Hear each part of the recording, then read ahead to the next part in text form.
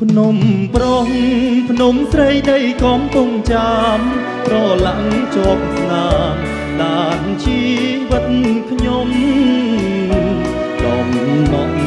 ទឹកភ្នែកលើទន្លេអមបឹងស្នាយស្ដាយមកលីចាក់តោអោភូមិទួលស្បូវនៅចាំមិនភ្លេចរាល់ពេលថ្ងៃលិចភ្លេងរួតចាំព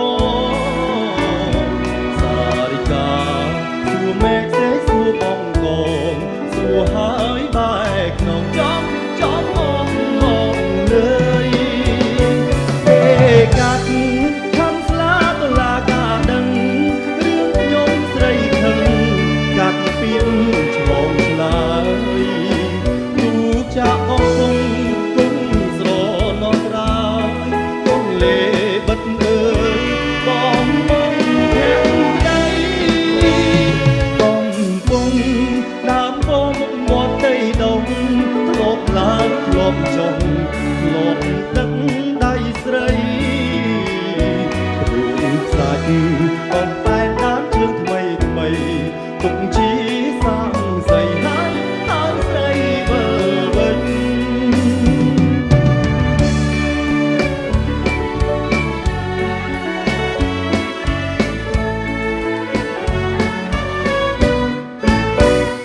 គេ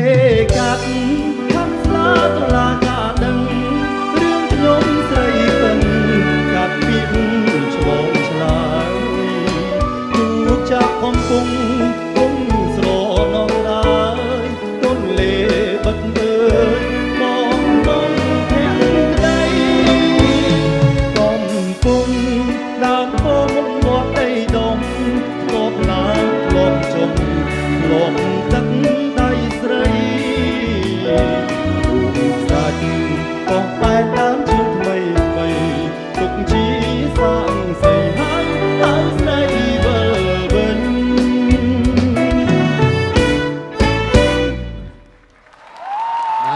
អរគុណអរស្នូតដែរជូនដល់បេក្ខជនគួយរ៉ាទីនយ៉ាងម៉េចដែរព្រោះអត់បងប្អូនបាទភ្នំប្រុសភ្នំស្រីបាទជំរាបសួររ៉ាទីនបាទជំរាបសួរបងបាទសុខសប្បាយរ៉ាទីនបាទសុខសប្បាយបងបាទភ្នំប្រុសភ្នំស្រីច្រៀងហ្នឹងមានដឹងភ្នំប្រុសភ្នំស្រីនៅណាអត់នៅខេត្តកំពង់ចាមបងកំពង់ចាមចាកំពង់ធំហីបាទបងប្អូនកំពង់ចាមបងភ្នំប្រុសភ្នំស្រីនៅណាបងប្អូននៅណាកំពង់ចាមចុះណាគេប្រាប់ថាខ្ញុំនៅអូស្ត្រាលីអូបាទភ្នំប្រុសភ្នំស្រីគ្រាន់តែចេញបត់នេះបងប្អូនអ្នកកំពង់ចាមបាទពងស្ដាប់មើលមកនេះកោះប៉ែនធ្លាប់ញ៉ែនៅហ្នឹងអូនៅរុសាវរីណា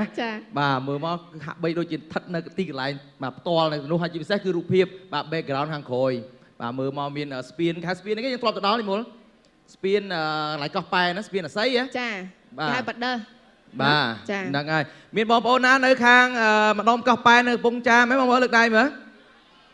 អូនោះបាទច្រើនដែរអញ្ចឹងបទនេះផ្ញើជូនអ្នកកំពង់ចាមអរគុណច្រើនរ៉ាទីនណាឥឡូវស្ដាប់យោបល់ពីគណៈកម្មការយើងវិញម្ដងបាទចាអរគុណច្រើនឥឡូវផ្ដាំចេញពីកញ្ញាអស្គុណកញ្ញាសូមអញ្ជើញសូមអរគុណ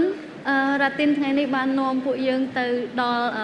ខេត្តកំពង់ចាមចាអញ្ចឹងបទចម្រៀងបទប្រកបដោយមនោសញ្ចេតនាក៏ដូចជាសម្លេងរបស់រ៉ាទីននឹងមានសម្លេងបែបខ្លាំងហើយមានកលុកកលាក់ល្អអញ្ចឹងបកស្រាយបទចម្រៀងនេះអត់មានឧបសគ្គសម្រាប់បងអូនទេហើយក៏សូមជូនពរឲ្យបងអូនទទួលបាននៅជោគជ័យហើយឆ្លងកាត់សប្តាហ៍នេះបន្តទៅសប្តាហ៍ក្រោយទៀតចាអរគុណបាទសូមអរគុណបាទបន្តសូមអញ្ជើញលោកនុកបញ្ញរិទ្ធបាទផ្ដល់យោបល់ជូនអរគុណទីនអូនច្រៀងបទចម្រៀងមួយបទមិញហ្នឹងគឺព្រោះខ្លាំងមែនតើបងជឿជាក់ថាជាពិសេសគឺអ៊ំពូមីងមីងចាស់ចាស់គាត់ចូលចិត្តសលេងបងអូនច្រើនណាស់ពីព្រោះស្ដាប់មកអត់មានឧបសគ្គសោះអញ្ចឹងអ្នកនៅកំពង់ចាមជាពិសេសប្រកាសជាបោះឆ្នោតឲ្យទីនច្រើនចំណេញឆ្នោតខ្លាំងហើយយកហ្នឹងអរគុណបាទជូនពរឲ្យជោគជ័យទៅកាន់សប្តាហ៍ខាងមុខទៀតអរគុណអូនអ្នកអំពេញបោះអ្នកអំពេញផងអ្នកខេត្តផងអញ្ចឹងសរុបទៅគឺបានច្រើនបាទអរគុណជូនពរឲ្យជោគជ័យអូនចាអរគុណច្រើនអរគុណឥឡូវទៀតបន្តទៅគណៈកម្មការរបស់យើងមួយទៀតសូមអញ្ជើញលោកឈុនសវណ្ណរាជអរគុណចង់ប្រាប់ថាទីមនេះធ្វើបានល្អមែនតើបងពិតជាមានអារម្មណ៍ថាប្លែកក៏ដូចជាប្លែកតិចហើយនឹងឃើញមើលទៅឃើញការសម្ដែងរបស់ទីនៅក្នុងថ្ងៃនេះបងជឿជាក់ថាទីនឹងបានទទួលសម្លេងគាំទ្រច្រើនពីទស្សនិកជនជូនពរឲ្យទីមជោគជ័យបាទសូមអរគុណបាទបន្តសូមអញ្ជើញលោកព្រាបសវត្ថសូមផ្ដល់យោបល់ជូនបងពេញចិត្តសម្លេងទីន ពេលនេះជាងទៅហាប់ឲ្យដូចជា clear ហើយវាដូចរលូនហើយដូចយើងបានឃើញបណ្ដិសដូចយើងបានឃើញតត្តភាពនៅទីរួមខេត្តទីរួមស្រុកណាមួយនៃកំពង់ចាមបងពេញចិត្តនៅសម្លេងពេលនេះបាទសូមអរគុណបាទអរគុណដល់បាទគណៈកម្មការទាំង4រូបបាទសូមអរគុណចាឥឡូវនេះទីនមានអារម្មណ៍យ៉ាងណាដែរពេលដែលបានស្ដាប់ពីការយល់ឃើញពីគណៈកម្មការទាំង4រូបបាទបងខ្ញុំបាទមានអារម្មណ៍ថាសប្បាយរីករាយហើយក៏ពេញចិត្តជាមួយនឹងបទចម្រៀងមួយបទនេះហើយក៏សូមជម្រាបសួរបាទដល់ពុកម៉ែបងប្អូនដែលបានមកទស្សនាផ្ទាល់នៅទីនេះក៏ដូចជានៅតាមគេហដ្ឋានហើយខ្ញុំបាទមានពាក្យពេចន៍ចង់បញ្ចេញឲ្យពុកម៉ែបងប្អូនបាទ